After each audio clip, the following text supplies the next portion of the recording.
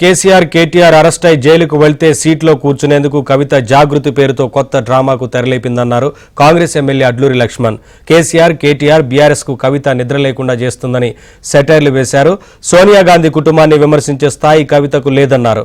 రాత్రికి రాత్రే జాగృతి కార్యాలయాన్ని పెట్టాల్సిన అవసరం ఏంటని ఆయన ప్రశ్నించారు.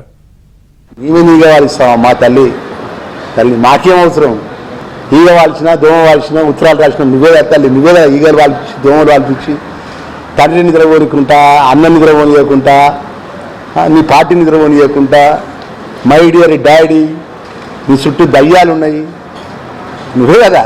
దేశం కోసం ప్రాణాలు అర్పించే కుటుంబము ఇందిరాయమ్మ తల్లి, రాజీవ్ గాంధీ, ఈరోజు సోనియమ్మ తల్లి, తెలంగాణ తల్లి రాహుల్ గాంధీ. ఆటి కుటుంబం గురించి మాట్లాడే స్థాయి మనది. నువ్వు లిక్కరు రాని నువ్వు మాట్లాడితే తల్లి. రాజీవ్ గాంధీ ఏదైతే ఉందో సోనియమ్మ తల్లి తెలంగాణ ఇచ్చింది కాబట్టి నీ తండ్రి ముఖ్యమంత్రి అయ్యాడు, నువ్వు ఎంపీ అయినావు. జాగృతి అని పెట్టినావు. జాగృతి ముందు నీ ఆస్తులు ఎంత, జాగృతి తర్వాత నీ ఆస్తులు ఎంత. రాత్రి పార్టీ జాగృతి కార్యాలయం ఎందుకు పూజ చేసినావు? సుగని తండ్రి కొడుకు అరెస్ట్ అయ్యి అన్న అరెస్ట్ అయితే పోయి బస్ వేసుకొని కూర్చున్నాను చేసినాడు వాడ మొదలేదా.